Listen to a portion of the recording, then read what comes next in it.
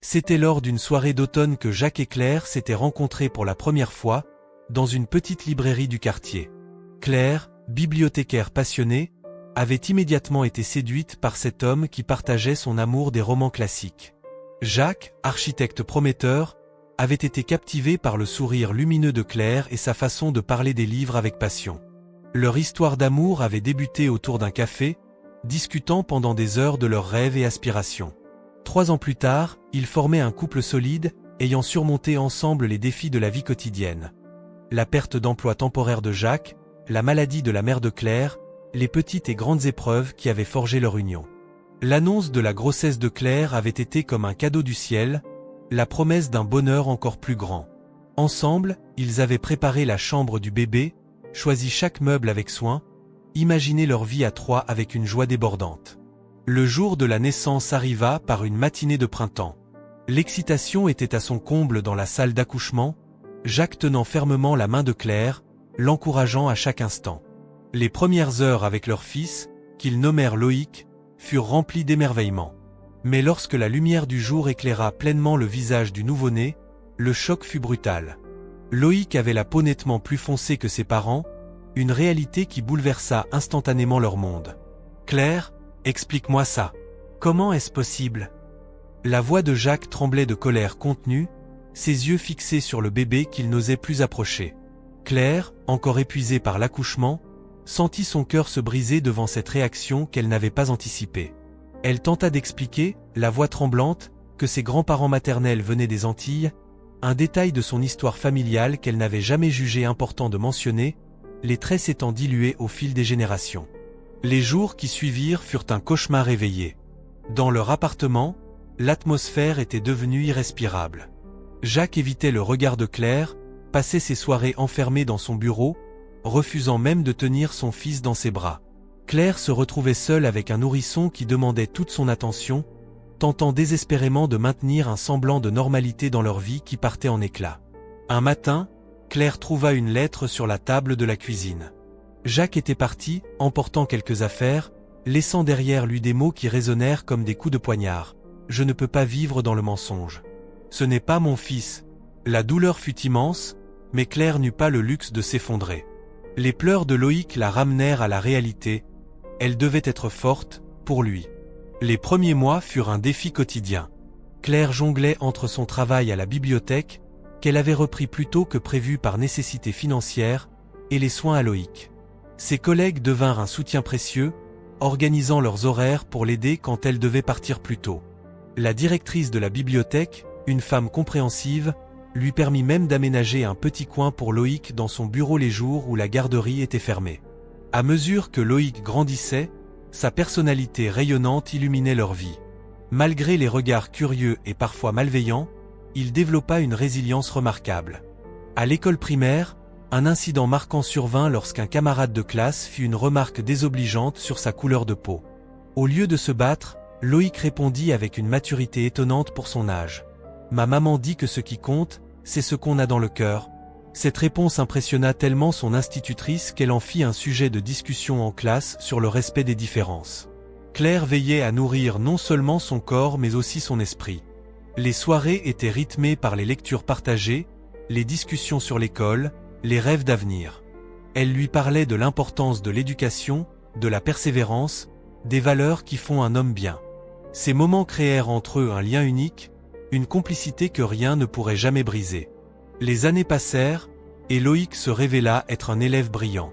Son intelligence vive et sa soif d'apprendre le distinguaient. À 15 ans, il remporta le premier prix d'un concours national de sciences, une victoire qui fit la fierté de sa mère et la une du journal local. C'est à cette période qu'il commença à s'intéresser à l'entrepreneuriat, passant des heures à lire des biographies d'innovateurs et à imaginer sa propre entreprise.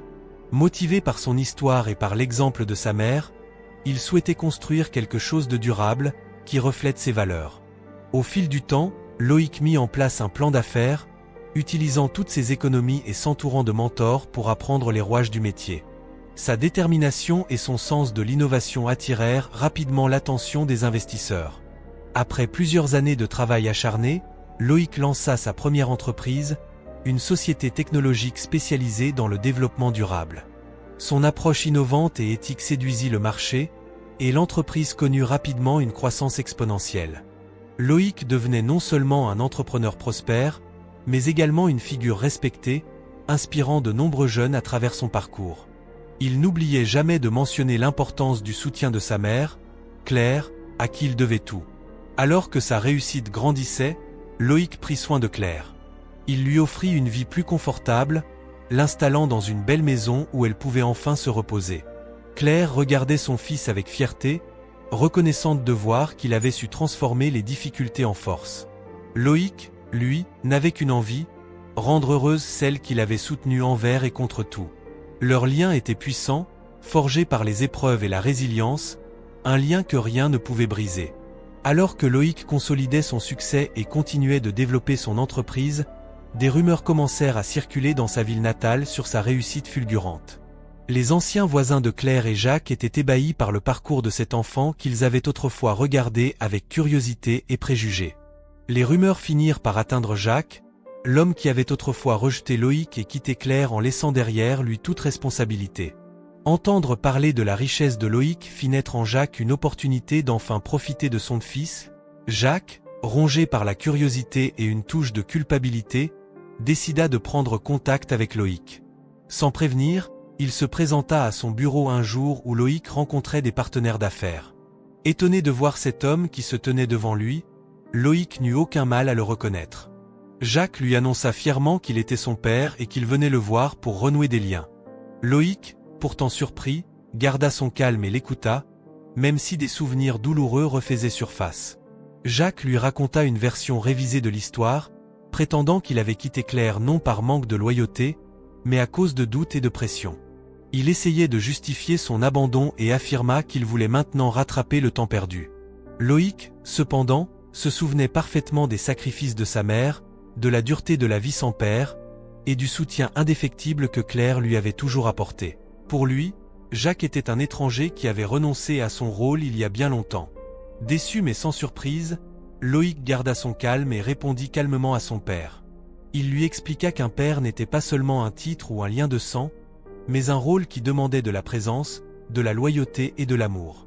Jacques n'avait rempli aucun de ses devoirs et n'avait donc pas de droit sur le succès qu'il avait atteint par ses propres efforts et ceux de sa mère. En entendant ces mots, Jacques se rendit compte que Loïc n'allait rien lui donner. Sa déception était palpable, mais Loïc resta silencieux.